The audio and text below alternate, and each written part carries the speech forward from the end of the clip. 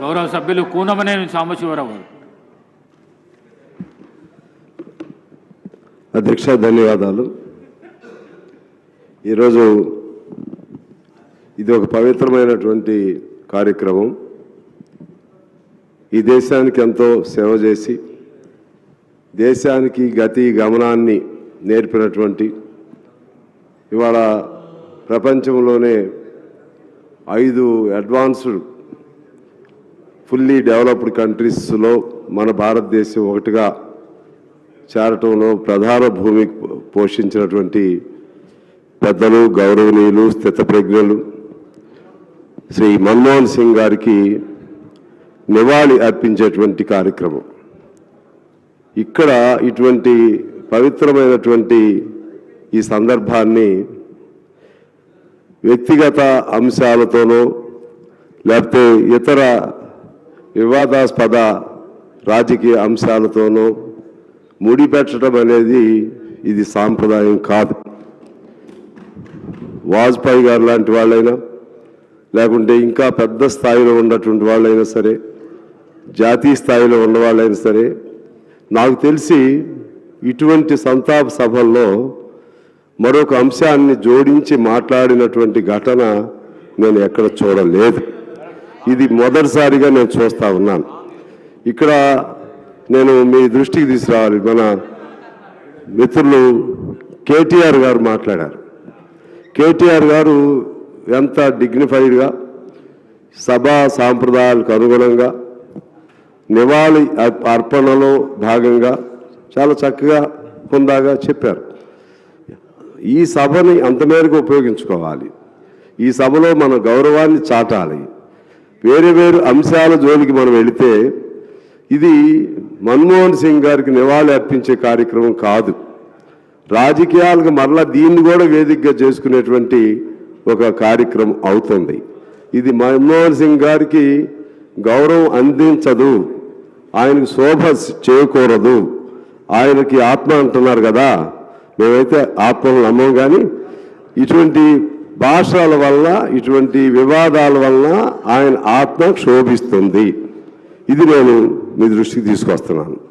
ఈనాడే కాదు, మరి ఏనాడైనా సరే ఇటువంటి నివాళి అర్పణ కార్యక్రమంలో ఒక సాంప్రదాయాల్ని, అలాగే పరమపదించినటువంటి ఒక మహోన్నత వ్యక్తి గురించి ఆయనలో ఉన్న గొప్పతనాన్ని మనం చెప్పాలి తప్పితే, ఒకవేళ పొరపాటున ఆయనలో లోపాలు ఏదైనా ఉన్నా సరే అటువంటి వాటిని కూడా ప్రస్తావన చేయకూడదు.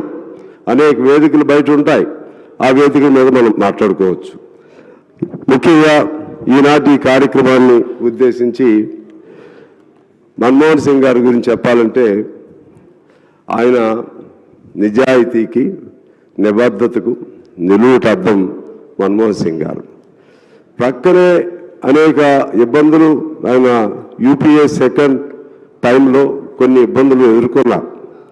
కొన్ని ఎందుకంటే ఈ పార్ట్నర్సు, ఎలైడ్ పార్టీసు, దానివల్ల కొన్ని ఇబ్బందులు వచ్చినా ఆయన ఒక ధవళ వస్త్రంలాగా, ఒక మచ్చ పక్కన ఎన్ని మచ్చలు వచ్చినా సరే తన వంటిపైన ఒక్క మచ్చ కూడా లేనటువంటి అటువంటి పెద్ద సమస్యల కాలంలో కూడా మన్మోహన్ సింగ్ గారిని వేలెత్తి చూపెట్టేటువంటి ఒకళ్ళిద్దరు చూపెట్టినా భారతదేశ ప్రజానికి మొత్తం కూడా మన్మోహన్ సింగ్ గారి నిజాయితీని, ఆయనకున్నటువంటి నిబద్ధతను శంకించలేదు అని అంటేనే మన్మోహన్ సింగ్ గారు వ్యక్తిత్వం ఏమిటో మనకి అర్థమవుతుంది అధ్యక్ష.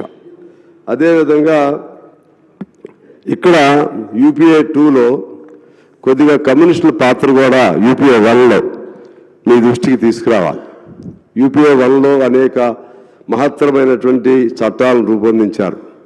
అందులో భాగంగా కోట్లాది మందికి ఇవాళ ఉపాధి కల్పిస్తున్నటువంటి ఉపాధి హామీ చట్టాన్ని పేర్కొనడం జరిగింది. అలాగే మన సమాచార ఆర్టీఐ హక్కు చట్టాన్ని ఆనాడు ఆమోదించడం జరిగింది. అదేవిధంగా భూ నిర్వాసితుల సంబంధించినటువంటి ఒక గొప్ప చట్టాన్ని కూడా తీసుకురావడం జరిగింది. అదే సమయంలో అటవీ హక్కులకు సంబంధించి పోడు భూములు సాగు చేసుకుంటున్న వాళ్ళకి సంబంధించినటువంటి ఒక గొప్ప చట్టాన్ని కూడా తీసుకురావటం జరిగింది. ఇలా అనేక అంశాలు కమ్యూనిస్టుల స్నేహితం వలన, ఆ రోజుల్లో కమ్యూనిస్టుల ప్రభావం వలన ఈ భారతదేశ గమనాన్ని మార్చేటువంటి, మార్గాన్నే మార్చేటువంటి అనేక చట్టాలని కమ్యూనిస్టులు సలహాలు ఇచ్చారు, వారు స్వీకరించారు, వాటిని సరైన రీతిలో పేరు పెట్టారు, సరైన రీతిలో అన్వయించారు. ఆ క్రమంలోనే నేను ఇవాళ ఆ కమిటీ డ్రాఫ్టింగ్, ఉపాధి చట్టం డ్రాఫ్టింగ్లో సీతారాం యేచూరి గారు ఉన్నారు, అలాగే గురుదాస్ దాస్ గుప్తా గారు ఉన్నారు, సురవరం సుధాకర్ రెడ్డి గారు కూడా ఉన్నారు. అంతటి గౌరవం ఇచ్చారు, కమ్యూనిస్టులు కూడా ఇచ్చారు. సరే, సెకండ్ టైం ఒప్పందం దీని దగ్గర బ్రేక్ అయ్యింది, మేము కలవలేకపోయాం, అది వేరు సంగతి. అందువలన అనేక గొప్ప చట్టాలు కూడా రూపొందింది మన్మోహన్ సింగ్ గారి కాలంలోనే. ప్రధాని ఆనాటి పివి నరసింహారావు గారిని కూడా ఇవాళ మనం గుర్తు చేసుకోవాలి.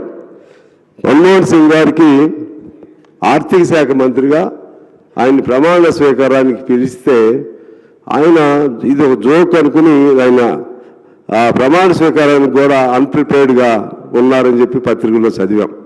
అంటే మన్మోహన్ సింగ్ గారిలో ఉన్నటువంటి విఘ్నతను, ఆయనలో ఉన్నటువంటి జిజ్ఞాసను, ఆయనలో ఉన్నటువంటి అంకిత భావాన్ని, ఆయనలో ఉన్నటువంటి ఈ దేశానికి సంబంధించినటువంటి ఆర్థిక విశ్లేషణ, ఇవన్నిటినీ పివి నరసింహారావు గారు ఎలా అర్థం చేసుకున్నారో చాలా గొప్ప విషయం. ఒక మేధావి మరొక మేధావిని అర్థం చేసుకున్నంత గొప్పగా ఒక సామాన్యుడు ఒక మేధావి మనసులో ఉన్నటువంటి భావాల్ని అర్థం చేసుకోలేరు అధ్యక్ష.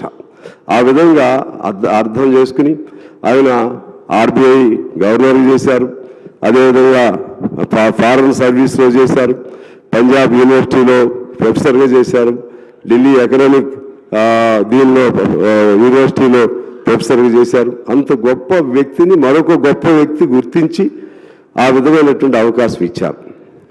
అదేవిధంగా ఒక దశలో పివి నరసింహారావు గారు, నేనైనా మీకంటే ఎక్కువ చేయలేను, మీరు నాకంటే చాలా సమర్థవంతంగా బాధ్యతలు నిర్వర్తిస్తున్నారని చెప్పి పివి నరసింహారావు గారు మన్మోహన్ సింగ్ గారికి కితాబు ఇచ్చినటువంటి విషయాన్ని మనం గమనంలో తీసుకున్నాం.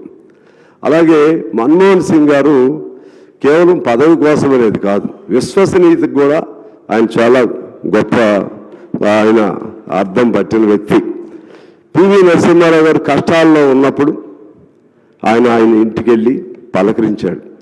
పివి నరసింహారావు గారు కేసుల్లో ఉన్నప్పుడు ఆయనకి మనోధైర్యం ఇచ్చాడు.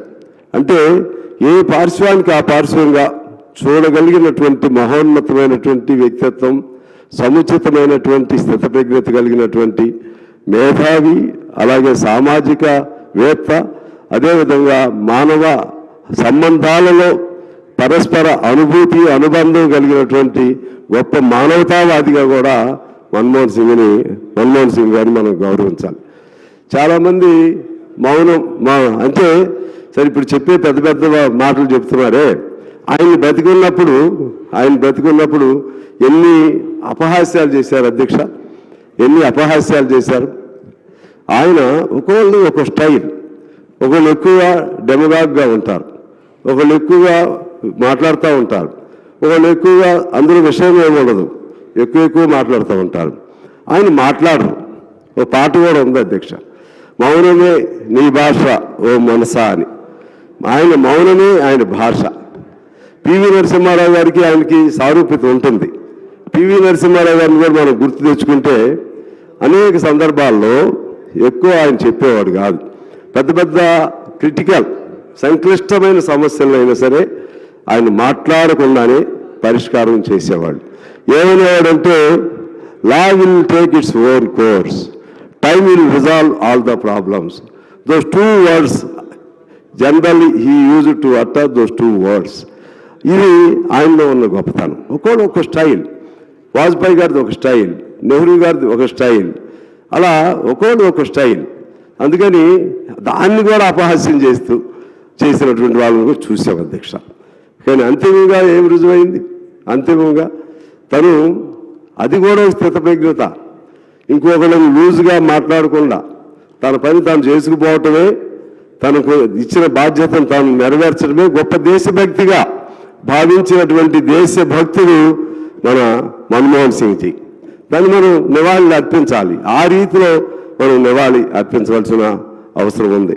అదే సమయంలో పివి నరసింహారావు గారిని నిజంగానే మన రాష్ట్రంలో కూడా చాలా గౌరవించారు. గత ప్రభుత్వం కూడా, ఇప్పుడు ప్రభుత్వం కూడా, మన రేవంత్ రెడ్డి గారు కూడా పివి నరసింహారావు గారికి సముచిత రీతిన మన్మోహన్ సింగ్ గారితో పాటు పివి నరసింహారావు గారిని కూడా ఇంకే పద్ధతుల్లో శాశ్వతంగా గుర్తు ఉండాలో ఆ పద్ధతి కూడా చేయాలని చెప్పి నేను కోరుతూ చివరిలో ఒక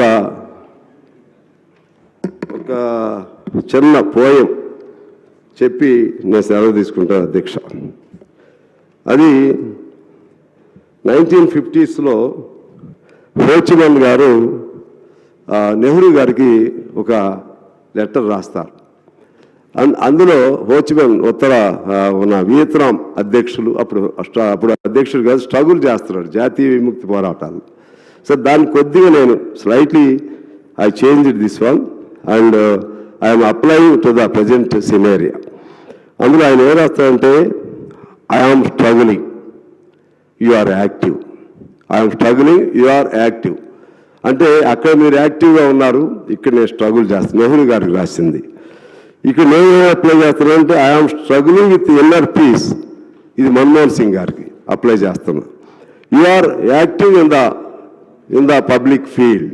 I'm struggling with inner peace, you are acting in the public field. ఇది మన్మోహన్ సింగ్ గారు పివి నరసింహారావు గారికి చెప్పిన పదంగా నేను అన్వయిస్తున్నాను అధ్యక్ష. I'm in deep thoughts, you are in perseverance. I'm in deep thoughts, you are in perseverance. నేను దీర్ఘమైనటువంటి ఆలోచనల్లో నేనున్నాను, మీరు దాన్ని కార్యాచరణలో పెడుతున్నారు. అది మన్మోహన్ సింగ్ గారు పివి నరసింహారావు గారికి. My dear people of India, నా దేశ ప్రజలారా, దో వీఆర్ థౌజండ్స్ మైల్స్ అపార్ట్, వేల మైళ్ళ దూరాన ఉన్నప్పటికీ మన్మోహన్ సింగ్ గారు దేశ ప్రజలతో వేల మైల్ ఉన్నప్పటికీ we have not meet together, మనం కలుసుకోలేకపోయినప్పటికి కూడా we communicate without words. We communicate without words అంటే మాటలు లేకుండా మనం ఒకరికొకరు మౌన భాషలోనే ఈ దేశ పరిస్థితులు, లేకపోతే సమస్యలు, లేకపోతే ఇబ్బందులు, పరిష్కారాలని మనం కమ్యూనికేట్ చేసుకుంటున్నాము. ఇది ఆనాడు హోచిమన్ నెహ్రూ గారికి రాసినటువంటి ఆ పోయంని కొద్దిగా నేను చేంజ్ చేసి మీ దృష్టికి తీసుకొస్తున్నాను. These words are precisely applicable to the Manmohan Singh ji as well as prime minister PV Narasimha Rao గారు, as well as the people of India. ఆ విధంగా ఆయనకి ఘనమైన నివాళి సిపిఐ పార్టీ నుంచి నేను అర్పిస్తూ, అటువంటి గొప్ప వ్యక్తుల్ని మన భారతదేశంలో పుట్టినందుకు మనందరం సంతోషపడుతూ, ఇంకొక విషయం మర్చిపోయాను అధ్యక్ష, he is known for simplicity as well as PV Narasimha Rao గారు. పివి నరసింహారావు గారు చివరి ఇంటిని కూడా అమ్ముకోవడానికి ప్రయత్నం చేసింది నేను చదివాను. అప్పుడు ఆయనకు అవసరమైనటువంటి ఖర్చులు దీనికోసం. మన్మోహన్ సింగ్ గారు తన భోజనాన్ని తానే ఓ చిన్న 2 చపాతీలని టిఫిన్ క్యారియర్లో పెట్టుకుని తీసుకెళ్ళేవారు పార్లమెంట్ కానీ చదివాను అధ్యక్షుడని. అటువంటి సచ్ సింపుల్ పర్సన్స్ మన భారతదేశంలో పుట్టినందుకు మనందరి గర్వకారణం.